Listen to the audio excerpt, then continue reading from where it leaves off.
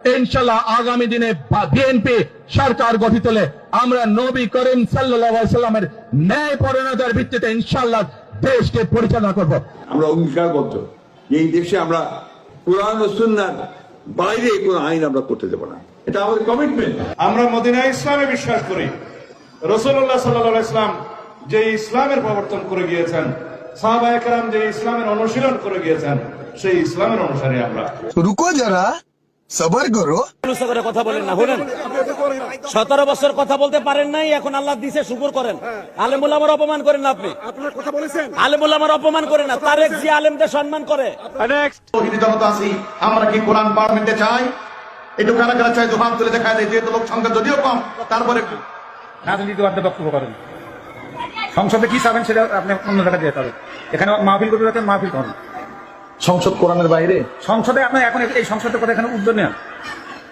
রাজনীতি সম্বন্ধে কোনো কথা বলবেন। আপনার সভাপতি দেওয়া ঠিক না। সভাপতি দেওয়া ঠিক না। কি কারণে? ইসলামী কোরআনে নাই, করে নাই। তুমি যদি সংসদের বক্তব্য দিয়ে সংসদে লেস কোরআনের জন্য থাকা অসুবিধা।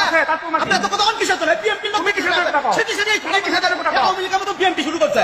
এই আওয়ামী লীগের মতো তুমি এত কি এটা কোরআনের মধ্যে নাই। বক্তব্য দিবে? তুমি এটি বক্তব্য কি কোরআনের মধ্যে কি নাই? আচ্ছা, আমি বিএনপি নাম নিয়ে কোনো কথা বলেছি? তা বলছি তুমি কোন ভাই আপনি কাকে আপনি কি আমি কি বিএনপি নাম নিয়ে কথা বলেছি? আপনি কথা বলেন, বলেন। হ্যাঁ বলেন তবে বলেন কথা বলেন, বলেন কথা বলেন, আপনি কথা বলেন। শালা পাগল। আপনার স্বাস্থ্য কম না। বেয়াদবির মতো কথা বলেন। আপনি তো ক্ষমতার জোরে এখানে দাঁড়ালেন, আপনি জ্ঞানের পর্যায়ে জোরে কথা বলেন, আপনি জ্ঞান কথা বলেন। আমি ব্যাখ্যা দিচ্ছি, ব্যাখ্যা দিচ্ছি। এটা শিক্ষা মানুষকে জিনা করবো নাই, শিক্ষা মানুষকে নৈতিক আচরণ শিক্ষা দেয়। কেন কেন দেওয়া লাগবে না? আমি কি ব্যাখ্যা দেবো না দেবো সেটা আমার ব্যাপার, আপনার কাছে মানসিক ব্যাপার।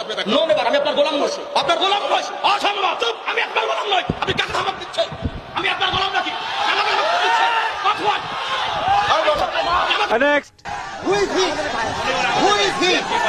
আমি কি কোনো দলে কথা বলেছি?